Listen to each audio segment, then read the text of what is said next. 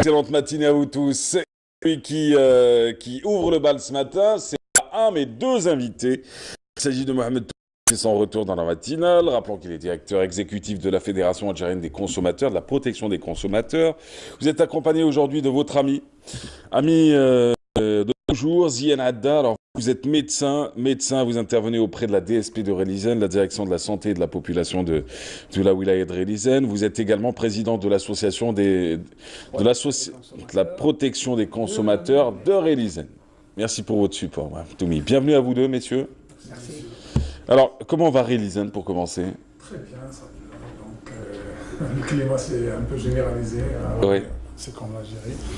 Donc, merci pour l'invitation. Vous êtes chez. Et je salue à travers votre plateau les téléspectateurs de Canal Algérie. Salut.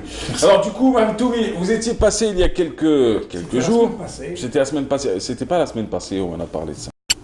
C'était la semaine d'avant. Alors, alors la semaine dernière, c'était effectivement les soldes et la semaine d'avant, c'était le monoxyde de carbone. Écoutez, on a parlé des soldes, effectivement. On essaye. On va parler des soldes à Relizane, si vous le permettez, mais le sujet principal aujourd'hui, c'est le monoxyde de carbone. Alors, vous aviez ramené cet appareil, vous aviez montré à quoi ressemblait un détecteur de monoxyde de carbone, parce qu'il est inodore, incolore, il faut le rappeler.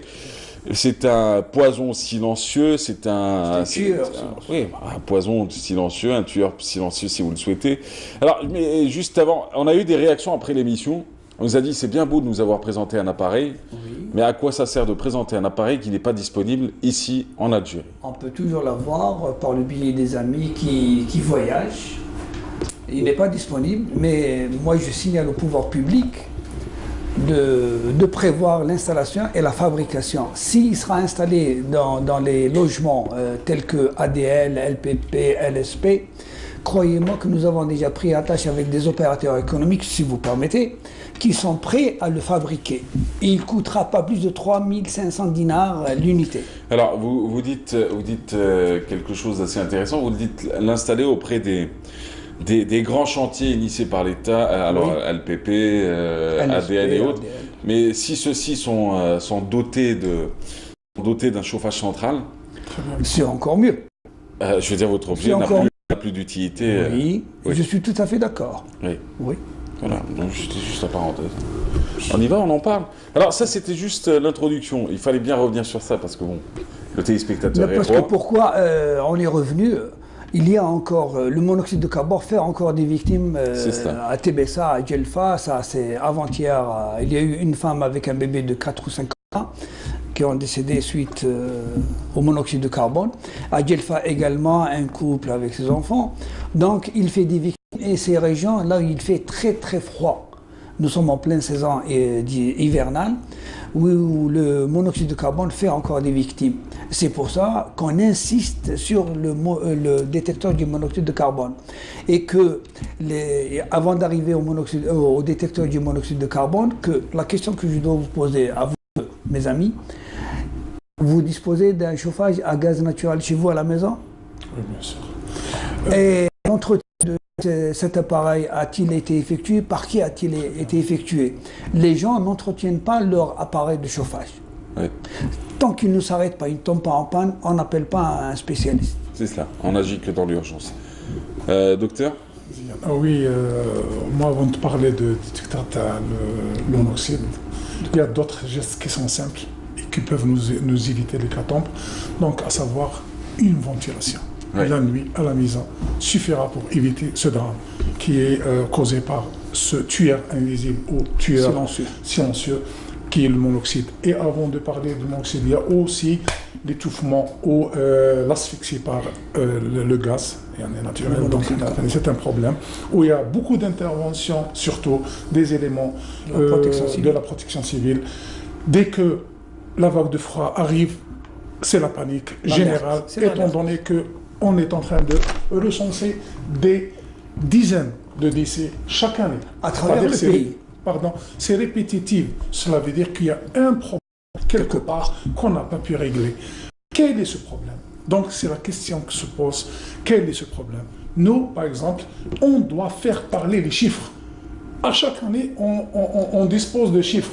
100 décès. 89. Cette année, on est à 50 décès. Juste le mois de janvier, nous avons 50% des décès. Les 50 en un mois. Cela veut dire qu'il y a un problème. Un problème dans la sensibilisation. Il y a urgence. Il faut arrêter ce drame. Arrêter ce drame, primo, par la sensibilisation à large spectre. Je dis bien à large spectre, c'est-à-dire tous les secteurs sont incriminés. La santé, la sonal gaz, la protection civile, le commerce, tout le monde est concerné pour arrêter ce drame. Donc, quelles sont les causes principales? Les causes principales détectées lors de l'année 2018. Primo, manque d'aération. Secondo, obstruction des voies d'évacuation. Tertio, les appareils. Les appareils, c'est le problème des années. Depuis que je suis président de l'association des consommateurs de la ville de Lausanne, je parle d'appareillage vétuste, appareillage ou appareil contrefait, appareil ne répondant pas aux normes de sécurité. Qu'est-ce qui se passe? D'où viennent ces appareils? Actuellement, il y a des solutions. Donc, j'aime bien faire partie de la solution et ne pas faire partie du problème. On touche les problèmes dans tous les domaines, c'est-à-dire les intoxications alimentaires, on recense, on parle des problèmes. Mais on n'a pas solutionné. Les solutions sont simples. Avant d'arriver au détecteur de monoxyde, il y a la ventilation centralisée, il y a la climatisation centralisée. Comment se fait-il qu'actuellement, on construit des cités verticales avec des sommes colossales, alors on n'arrive pas à faire une chaudière qui est une chaudière distante, qui peut régler ce problème de monoxyde. Ça, primo. Secondo, nous avons aussi, au niveau des établissements scolaires, il y a 34 ou 40, bon, je dis 34 pour donner un chiffre moyen. Donc, il y a 34 élèves dans un espace où le cubage d'oxygène, il est réduit. Non, on ne parle pas de monoxyde. Le cubage d'oxygène, on ferme et tout le monde respire. Il y a sans monoxyde, sans chauffage, il y a une réduction d'oxygène. C'est pour cette raison que, c'est-à-dire le taux d'occupation des classes, on parle de taux d'occupation de classes. Combien d'élèves devront être dans une classe pour qu'il y ait... Docteur Adda, je peux, si vous permettez, vous dire qu'au niveau de la wilaya d'Alger, il y a certaines communes où les lycées sont concentrés, il y a jusqu'à 50 élèves par classe. Et il fait très froid, c'est la vague de froid qui vient de s'installer, on ferme toutes les fenêtres, on ferme la porte, donc comme il vient de dire, il n'y a pas de bouffée d'oxygène, d'aération à l'intérieur, on respire du gaz carbonique. Il y a 7 mètres cubes par personne. Normalement, dans une classe, il faut compter, il faut qu'on arrive aux normes scientifiques, monsieur. Donc on ne parle pas de décès, d'inhalation de monoxyde, d'inhalation de... Et même le CO2 qui est en train de tuer notre planète, il faut le réduire aussi. Donc il y a des milliers de voitures partout. Donc nous avons... On n'est pas arrivé sur ce débat sur l'environnement ici en Algérie. On en est loin, on le regarde sur l'échelle étrangère, mais personne n'a encore tiré la sonnette d'alarme sur la pollution que l'on émet ici, que l'industrie émet, que nos voitures... Le CO2 quand même. Je suis complètement d'accord avec vous. Hein. Je ne dis pas pourquoi, je dis pas heureusement qu'on ne l'a pas fait, je dis nous ne l'avons pas fait. Parce qu'aucune étude sérieuse n'a été réalisée jusqu'à présent ici, et parce que pas d'experts pour en parler aussi, parce qu'il serait très facile de copier les mots et de prendre les mots de la phraseologie de l'autre côté de la Méditerranée, sauf que ça ne s'accorderait pas forcément au cas algérien.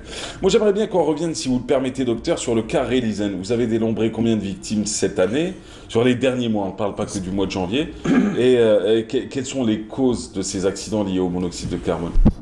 Malheureusement, on a compté plus de 6 cas.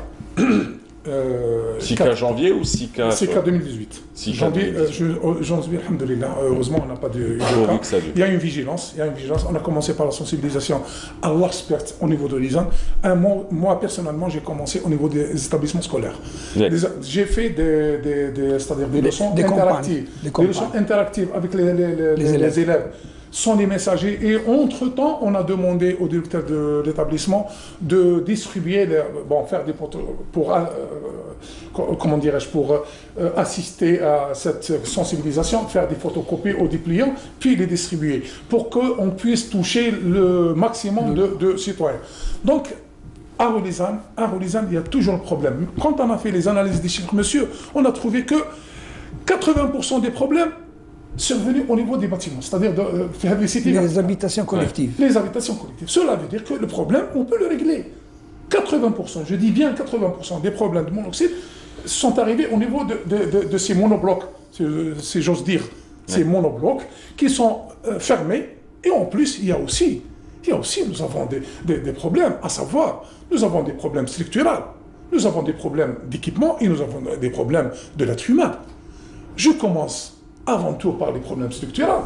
Il y a des problèmes. La conception du logement, nous devrons repenser, répondre aux normes de sécurité en matière de logement. Il y a une commission. Il y a une commission. Avant de distribuer un logement, il y a une commission.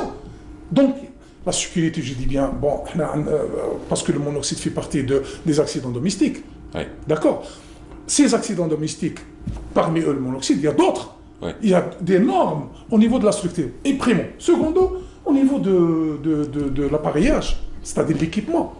Oui. L'équipement, nous avons un problème. Pourquoi ne pas nous avons des producteurs au niveau des opérateurs dans notre économiques. pays. Nous avons des producteurs. Pourquoi ne pas intégrer un détecteur de monoxyde sur l'appareil? Ça, c'est un problème. Vous en aviez parlé les semaines précédentes. Si vous aviez dit que certains opérateurs... Il y a un opérateur qui est installé à l'est. C'était Condor, c'est ça? C'était Condor, exact. Condor qui, quand il sortait ses chauffages, ses fameux chauffages... Il est nouveau cet appareil, il vient de le mettre... Mais il l'a arrêté. Non, il n'a pas arrêté. Il l'a mis au point. C'était au mois de décembre 2018. Il l'a mis en vente à partir de décembre 2018. Et il est équipé d'un... C'était la dernière fois ce que vous aviez dit, si ma mémoire est bonne. Vous avez dit certains vendaient ces fameux chauffages avec les détecteurs. Pas un détecteur, un Clexan. C'était un petit appareillage. Là où quand il détecte c'est pas un détecteur de monoxyde de carbone. Quand il ressent qu'il y a un refoulement de monoxyde de carbone, il s'arrête de fonctionner, il coupe. C'est un Clexan. Ouais. C'est bien ça. C'est un Clexan. Je peux donner, et il y a 3 modèles. Le petit qui assure un volume de chauffage de 65 mètres carrés. Combien? Il fait 17 800 dinars. Le second... Doté de ces fameux oui, le Clexan. Ouais. Le second, il assure un volume de chauffage de 80 mètres carrés qui fait 26 600 dinars. Et le grand, il assure, je crois, plus de 100 mètres carrés de volume de chauffage. Il fait, je crois, dans les 28 500 dinars. Ouais. C'est la seule marque aujourd'hui qui développe. C'est la seule marque. C'est un excellent moyen de faire de la pub. C'est un excellent moyen. En cette période, on en rit, mais parce si que vous c'est permettez, une M. Mahrem, je vais inviter cet opérateur qui vient présenter. Pardon. Non, ça va aller, vous l'avez dit, c'est largement suffisant. Non, on peut montrer l'équipement lui-même, le Clexan, comment il est doté. C'est une nouvelle technologie et ce produit, ce chauffage est certifié. On aura tous les autres opérateurs qui vont dire vous avez favorisé cet opérateur, non, que nous aussi parce qu'il est certifié par la communauté européenne, ce produit. Il a été certifié par le certifié CE. Oui. C'est ça l'avantage. On encourage le produit national au détriment des produits importés. Et certains produits importés ne répondent pas aux normes. Au détriment. Qu'est-ce à dire? Non, le produit algérien, il est plus conforme par rapport aux produits qui sont importés de l'étranger, qui ne sont pas conformes aux normes de sécurité. Ça dépend pour qu'on ne nous prenne pas pour des illuminés, parce que non, beaucoup de choses sont dites. Je parle des importateurs. Oui, alors, c'est très bien. Parce que beaucoup qui avaient une tribune à une certaine époque, sur les derniers temps, ont annoncé tout et n'importe quoi. On est bien d'accord, de la Suède à Alger, on se pose des fois des questions. Juste, vous voulez dire qu'on resitue un peu, que certains produits sont normés, qu'on le veuille ou non, que ce soit du Made in China ou Made in Europe, quels que soient les pays, mais il existe aussi certains importateurs véreux ici chez nous qui importent des produits contrefaits. Très bien. Exact. Non, parce qu'on ne va pas remettre en question la réputation de grandes marques qui sont installées ici et qui pourraient se dire, à cause du produit national, on nous taxe de mauvais produits. Voilà. Non, juste pour qu'on soit... Docteur, avant de vous laisser repartir, parce que le temps file. Hein. Oui. Ah bah oui, docteur. On n'a pas parlé de tout. Attends, si vous permettez encore, l'association de Relizane a organisé une journée d'information, de sensibilisation régionale. Oui. Là où il y a eu plusieurs directions du commerce et plusieurs associations de l'Ouest rencontrées au niveau de la Maison de la Culture de Relizane. Oui. Et la fédération également était présente. Nous avons organisé une journée qui a ses fruits. Une journée d'études et de... N'essayez pas. Ça va. Merci. Une journée d'études et de sensibilisation organisée au niveau de la ville de Relizane, c'était régional, heureusement, que tout le monde est sensible à ce problème de monoxyde. Et nous avons généralisé, étant donné que les accidents domestiques font ravage aussi, il faut en parler un jour, hein, parce qu'ils sont à peu près en mesure avec les accidents de la route. Oui. Mais on n'en parle plus parce qu'un accident qui survient à domicile, tout simplement. C'est cela. Et l'autre accident survient dans un lieu public où la médiation elle est accrue. Donc, on a organisé, on a même invité étant donné qu'il a présenté une solution au problème, on l'a invité. Oui. Venez, vous exposez votre appareil. Et il est venu, il a exposé? Il n'est pas venu, malheureusement. Malheureusement, il n'est pas venu. Donc, je pense. Vous voulez le ramener ici, il leur a fait faux bon chez eux. Ils étaient loin, ils étaient vraiment loin. Ils étaient à la Ouate. Hein, c'est pas grave, c'est très bien. On va saluer l'innovation chez Candor, mais c'est très bien. Monsieur. Et en espérant que les autres opérateurs économiques fassent la même chose. Que ce soit les Euniem, que ce soit les Iris, que ce soit les autres marques qui existent chez nous. Pourquoi j'ai dit au préambule que la sensibilisation doit être généralisée? Même ces opérateurs sont concernés. Okay. Les autres secteurs, les opérateurs, parce qu'ils nous aident à régler ce problème. Donc, je passe. L'appareil, je passe. Il y a d'autres volets qui est très important, à savoir l'être humain. Oui. L'être humain, nous avons trois êtres humains. L'être humain négligent, l'être humain inconscient et l'être humain ignorant. Et l'ignorant sur l'être humain ignorant, c'est un être humain qu'on doit le sensibiliser. Cela veut dire que la sensibilisation elle-même ne suffit pas. Donc là, le négligent, ça, c'est un autre problème. Et l'inconscient, c'est lui qui nous apporte des appareils vétustes ou des appareils qui ne répondent pas aux normes. C'est les importateurs. Voilà, c'est les importateurs. Donc on doit régler le problème dans son fond. On ne doit pas compter nos morts à chaque année. Oui. On est censé de régler ce problème. Et on commence très mal cette année, plus de 50 morts en moins d'un mois. Très bien. Ça fera forcément un bilan hyper négatif pour ce fléau en particulier. Merci d'avoir été parmi nous. Vous revenez quand vous voulez, mais maintenant vous connaissez l'adresse. Zianada, docteur Zianada, vous travaillez au sein de la DSP, la Direction de la Santé de la Population de Relizane. Vous êtes président de l'association de la protection des consommateurs de Relizane. Mme Toumi? Même au niveau de Relizane, ils ont pratiqué les soldes également. Ils sont concernés par les soldes. Ouais, de vrais soldes ou de fausses? Je vous pose juste cette question. De vrais ou de fausses soldes? Il n'y a pas de déclaration jusqu'à ce jour. Merci beaucoup. Hey, Toumi, ne nous parlez plus de choses qui n'existent pas réellement. Je vous le dis. Merci à vous. Vous reviendrez? Avec plaisir. Tranquille. Mes questions ne vous dérangent pas trop? Non, ça va aller. Ça va être le débat du mois. Tiens, à chaque fois qu'il y en aura un qui passera, je dis, ça va, tu veux des questions de lycéen ou tu veux qu'on continue? Alors du coup, merci encore. Merci messieurs, merci d'avoir été là. Parfait, hein, parfait pour le studio. 25 degrés, je trouve que c'est un peu chaud quand même. Un peu chaud. Et par contre, 0 ppm. Pas de problème lié, pas de risque lié au monoxyde de carbone. Si vous le trouvez, achetez-le. Et si vous avez les moyens d'en acheter quelques-uns et de les offrir Il fait 30 € à l'étranger. Très bien. Si vous avez les moyens d'en acheter et de les distribuer à des personnes qui sont dans le besoin, n'hésitez pas aussi. Ça sauve. Quant à nous, on se retrouve dans quelques instants. D'ailleurs, petit reportage sans plus tarder, petit mais grand par le fond aussi. Alors, ça parle d'une literie familiale à Mila, tiens, à découvrir. On se retrouve juste après. La laiterie Amani dans la commune de Ouetcheguine à Mila est un bel exemple d'un investissement privé créé en 2012. Sa capacité de production atteint aujourd'hui 60 000 litres jour de lait cru dans un process où la norme de la qualité est rigoureusement respectée.